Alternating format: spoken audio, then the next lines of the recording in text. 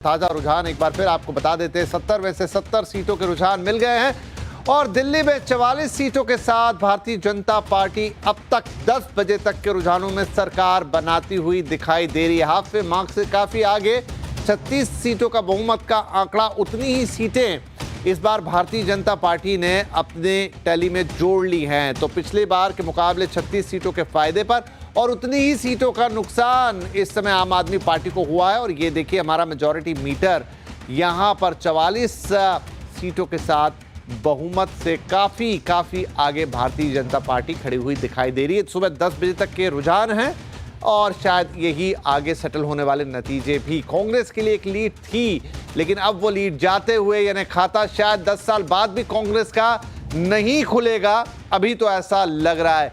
लेकिन 44 सीटों के साथ भारतीय जनता पार्टी दिल्ली में सरकार बनाती हुई दिख रही है। 36 सीटों का फायदा, वहीं 36 सीटों के नुकसान के साथ 26 सीटों पर फिलहाल आम आदमी पार्टी 10 साल बाद लगता है अब सत्ता से बाहर जाने का वक्त है।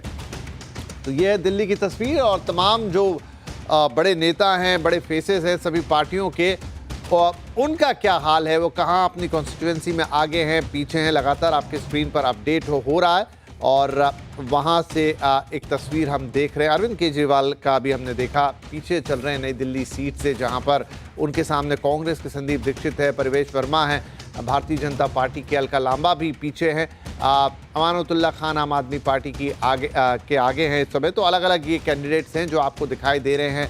अरीबा खान कांग्रेस के पीछे हैं, अरविंद सिंह लवली आगे चल रहे हैं बीजेपी के गांधीनगर कॉन्स्टिट्यूएंसी से, और आतिशी जो कि इस समय दिल्ली के मुख्यमंत्री हैं वो पीछे हैं कालका जी सीट से। तो ये अपडेट्स लगातार आपकी स्क्रीन पर। और अब हम बातचीत को यहाँ पर थोड़ा आगे बढ़ाते हैं। कुछ नए मेहमान हमारे साथ जुड़ रहे हैं इस वक्त। बीजेपी के प्रवक्ता गोपाल अग्रवाल, आम आदमी पार्टी के प्रवक्ता पुष्पेंद्र श्रीवास्तव, कांग्रेस के प्रवक्ता विक्रम लोहिया, वरिष्ठ पत्रकार सतीश के सिंह हमारे साथ बने हुए हैं, पॉलिटिकल स्ट्रेटेजिस्ट सौरभ दुबे भी हैं, और सोशलाइट और डेलीआइट इशिका तनेजा हमारे साथ कार्यक्रम में जुड़ गई हैं। आप सभी का बहुत बहुत स्वागत है। तो गोपाल जी, क्या बधाई दे दूं आपको? नहीं, देखिए, बधाई तो हम जनता को देंगे जिन्होंने हमारी बात को माना और जो हमारे को समर्थन दे रहे हैं। बधाई उनको है, बधाई उनको है जो कि जिन लोगों के लिए हम कमिटेड रूप से काम करना चाहते हैं, देश के विकास के लिए, जनता के भलाई के लिए, ना कि एक परिवार के लिए या अपने व्यक्तिगत शीश महल बनाने के लिए। तो अगर जनता का हमें प्रेम, सहयोग, स्नेह मिलता है तो हम उन्हीं को बधाई देंगे।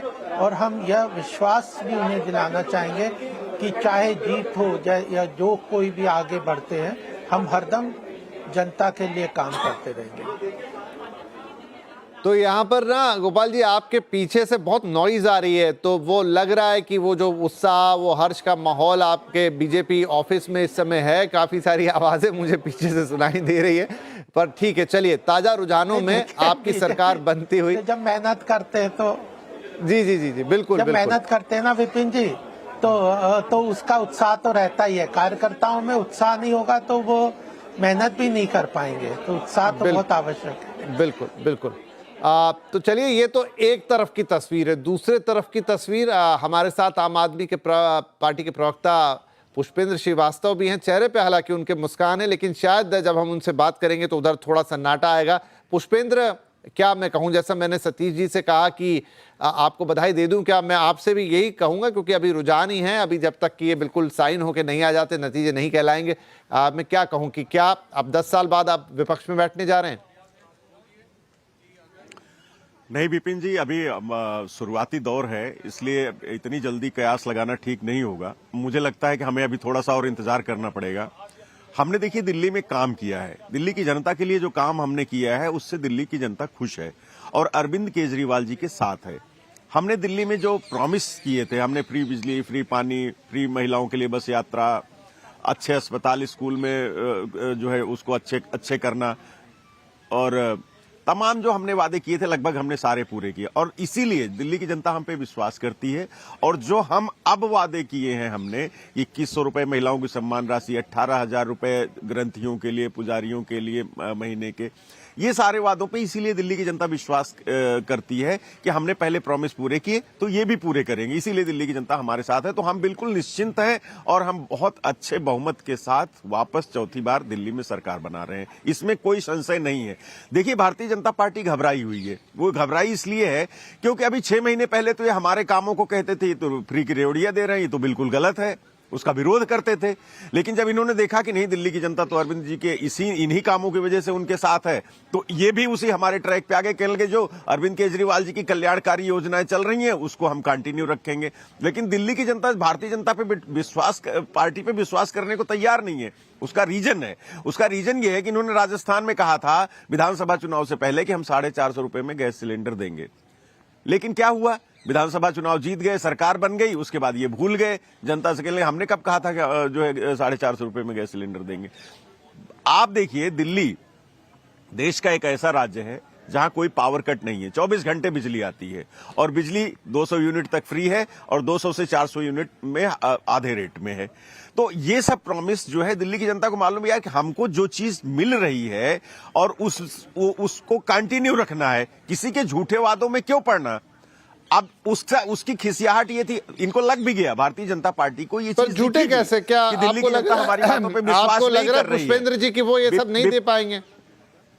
आप दे पाओगे तो वो भी नहीं विपिन जी, मुझे नहीं, दिल्ली की जनता को लग रहा है, दिल्ली की जनता को लग रहा है भारतीय। चलिए, तो मैं एक सवाल दिल्ली की जनता से ही ले लेता हूं, को पता भी चल गई। ठीक है, एक सवाल दिल्ली की जनता से ही ले लेता हूं। विपिन जी 10 सेकंड, हाँ ठीक है, बोलिए कंप्लीट करता हूं। ये बात दरअसल भारतीय जनता पार्टी को भी पता चल गई कि दिल्ली की जनता हम पे विश्वास नहीं करेगी, इसीलिए चुनाव में ये क्या करके गुंडागर्दी पे उतर आए, साड़ियां बांटने लगे, जूते बांटने लगे, दिल्ली को तरह तरह का प्रलोभन दे करके अपना मतदाताओं को खरीदने की कोशिश करने लगे। बताइए, दिल्ली की जनता बिकाऊ है क्या? हमारे प्रचार वाहन पे हमला कर रहे हैं, अरविंद केजरीवाल की गाड़ी पे हमला कर रहे हैं। तो ये सब हरकतें दिल्ली में इसलिए भारतीय जनता पार्टी कर रही थी क्योंकि उसको साफ दिख रहा था कि उसके ऊपर दिल्ली की जनता को विश्वास नहीं है, वो इनको मौका देने वाली नहीं है। 27 साल बाद भी दिल्ली की जनता के लिए इन्होंने कुछ भी, इनका कोई विजन नहीं था, इनका कोई नेता नहीं था, दिल्ली में कोई चेहरा नहीं था, न कोई नीति है इनकी, न कोई नियति है काम करने की। इसीलिए दिल्ली की जनता ने इनको फिर से नकार दिया है और हम बहुत आराम से अच्छी मेजोरिटी के साथ सरकार में आ रहे हैं। चलिए ठीक है, अगर आपका इतना कॉन्फिडेंस है तो अच्छी बात, लेकिन फिलहाल जो नंबर स्क्रीन पे दिखाई दे रहे हैं दोबारा पढ़ देता हूं मैं एक बार। 41 सीटों के साथ भारतीय जनता पार्टी इस समय रुझानों में आगे है, सरकार बनाती हुई दिख रही है। 29 सीटों के साथ आम आदमी पार्टी अभी उस मेजॉरिटी मार्क से काफी दूर है और कांग्रेस के लिए जो एक थोड़ी सी उम्मीद की किरण थी, फिलहाल वो नहीं दिख रही। एक सीट पे आगे ट्रेंड कर रहे थे सुबह से, लेकिन अभी शून्य है, अन्य तो है ही नहीं यहाँ पे।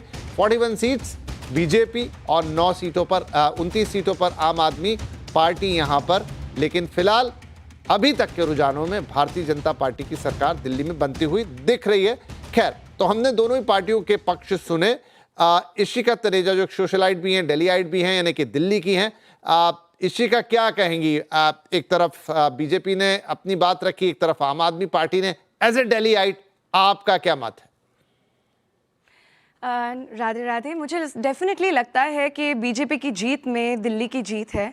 उसके रीजंस भी रहे हैं क्योंकि आम आदमी पार्टी ने पूरा दिल्ली को खोखला कर दिया है। अभी मैं देखती हूँ इतना ज़्यादा पोल्यूशन है और ये कोई भी इर्रिस्पॉन्सिबल बयान बोल देते हैं कि नदी है वो इसलिए उसको पॉइजन करा गया है, पीछे से पॉइजन करती जा रही है, गंदगी बढ़ती जा रही है। हमारे यहाँ पे जितनी भी डेवलपमेंट्स मुझे जो दिखाई देती हैं, जैसे भारत मंडपम मुझे दिखाई देता है, मुझे रोडवेज अच्छे दिखाई देते हैं, वो मैं देखती हूँ वो सेंट्रल की सरकार कर रही है। और मुझे लगता है दिल्ली के लिए, दिल्ली के अगर हम कैपिटल को अभी आज अगर डिस्क्राइब करें तो पोल्यूशन कैपिटल बन चुकी है। रेप कैपिटल पहले ही थी, उसके लिए बड़े वादे हमने सुने, उसके लिए कोई काम नहीं करा गया। और जब हम देखते हैं कि जो लिकर स्कैम हो रहा है, यहाँ पे शीश महल बन रहा है, फिर हम देखते हैं जो हमारे पॉलिटिशियंस हैं वो आधे टाइम जेल में है, बेल उनकी रिजेक्ट हो जा रही है। तो एज अ दिल्लीइट मेरा दिल दुखता है, मेरे को बहुत ज़्यादा परेशानी होती है, मुझे पीड़ा होती है। और दूसरी बात मुझे ये भी दिखाई देता है कि एज अ दिल्लीइट कि अगर हमारी सेंट्रल और स्टेट गवर्नमेंट सेम होगी तो मुझे दिखाई देता है जो प्रोपेलिंग ग्रोथ हमारे को मिलेगी वो अदरवाइज नहीं मिल सकती है। तो ये तो मेरे लिए बहुत ज़्यादा खुशखबरी है कि जो मैं देख रही हूँ आंकड़े, मुझे लग रहा है कि तो फिर इसी का 10 साल तक दिल्ली वालों ने आम आदमी पार्टी की सरकार क्यों रखी?